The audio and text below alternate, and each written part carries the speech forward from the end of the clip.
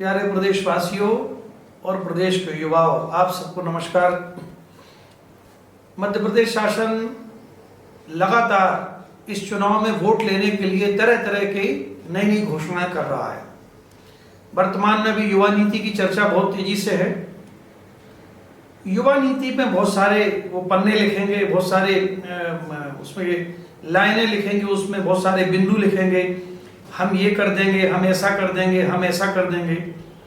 मेरा एक छोटा सा निवेदन है कि जो सरकार 20 साल रही और 20 साल बाद इस बार चुनाव के साल में अगर उसको फिर से युवा नीति बनानी पड़ रही है तो आप खुद ही समझ जाओ कि वो लोग युवाओं के लिए कितने गंभीर हैं। युवा की समस्या क्या है? दो समस्याएं हैं युवा की। पहली समस्या, पढ़ाई का खर्च कम होना चाहिए, और दूसरी समस्या कि पढ़ने के बाद उसको रोजगार मिलना चाहिए। रोजगार पे कोई एक्सरसाइज सरकार नहीं कर रही है। सरकार बेरोजगारी भत्ते की बात करेगी। सरकार कहती है पढ़ाई के समय हम आपको 1000 1500 रुपए, कभी कहते हैं 2000 रुपए हम मदद करेंगे, लेकिन बेरोजगारों को रोजगार मिले इस पर कोई चर्चा नहीं। ये बात जरूर है कि रोजगार के क्षेत्र विकसित किए जाएंगे, हम आगे चल के इस क्षेत्र में रोजगार के इतने अवसर सृजन करेंगे, लेकिन पिछले 20 वर्षों का आप इतिहास उठा के देख लें, रोजगारों का कोई सृजन नहीं किया। और हमारा युवा जो है वो बिना रोजगार के, उसकी जो तकलीफ है उसको आप समझें। ना तो वो अपने वृद्ध माता पिता के बुढ़ापे की लाठी बन पा रहा है कि उनको सहयोग करे, उनके बुढ़ापे में उनका खर्च उठाए, उनके स्वास्थ्य की देखभाल करे, अच्छा खाना अच्छे कपड़े उनको दे पाए। ना वो अपने भाई बहनों के लिए कुछ कर पा रहा है, ना वो अपने परिवार के लिए, उसकी अपनी पत्नी बच्चे। मैं दर्जनों लोगों से रोज मिलता हूं और मैं ये पाता हूं कि इस समय युवा जितने तनाव में है, आजादी के बाद से लेकर कभी युवा इतना तनाव में नहीं रहा। युवाओं को रोजगार चाहिए, और मैं दावे से कहता हूं ये दोनों दलों के पास इस तरह का कोई प्लान नहीं है। बड़े नेताओं की अगर आप स्टेटमेंट बारीकी से देखें, उसमें रोजगार की कोई चर्चा नहीं, और जो चर्चा है वो इस तरह की है कि हम नए क्षेत्र विकसित करेंगे, हम नए उद्योग धंधे लगाएंगे। जो सरकार 500 करोड़ रुपए लगभग प्रतिदिन उधार ले रही हो, वो कहां से उद्योग लगाएगी? वो लाडली बहना का पैसा कहां से देगी? वो सिलेंडर का 1100 का 500 रुपए कर देने के बाद वो पैसे कहां से भरेंगे?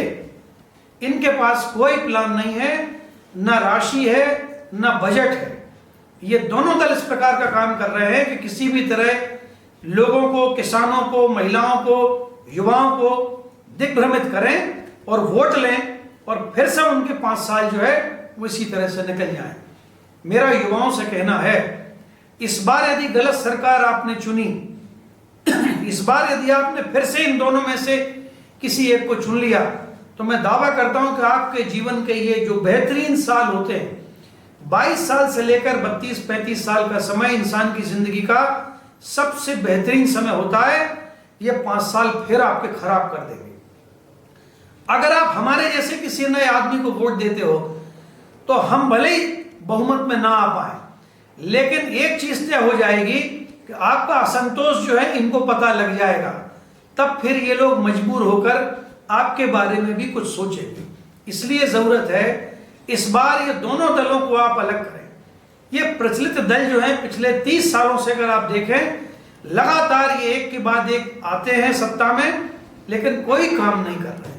आप हम जैसे जो नए लोग हैं, हमारे पीछे जो आपका समर्थन है, आप में से बहुत सारे लोग हमारे साथ हैं, हम लोग मिलकर एक नई सत्ता, एक नई संरचना, एक नया तंत्र और नए लोगों को मौका दें। ये जो चिर परिचित चेहरे हम देखते रहते हैं, ये असफल हो गए। इनके पास कुछ भी ऐसा नहीं बचा है कि जो जनता को दे सके। इसलिए मेरा आपसे निवेदन है, चुनाव नजदीक है, आप बहुत बुद्धिमानी से निर्णय करें। हमारी पार्टी नई पार्टी है, लेकिन फिर भी अगर आपका समर्थन हमें मिलता है, हम प्रदेश में एक बहुत बेहतर वातावरण, एक बहुत बेहतर तंत्र और एक बहुत बेहतर व्यवस्था के लिए कृत संकल्पित है। आप सब हमको चुने, हमें मौका दें, और हमें मौका देने के साथ साथ समाज को एक नया मौका मिले। हम प्रचलित राजनेता नहीं हैं, हम किसी बड़े भारी किसी राजवंश के घर से आए हुए लोग नहीं हैं, हम आपके जैसे सामान्य लोग हैं। यदि आप हमें मौका देते हैं तो विश्वास मानना कि सामान्य लोगों का जो परचम है, सामान्य लोगों का जो इकबाल है, वो बुलंद होगा। आप सबका बहुत बहुत धन्यवाद।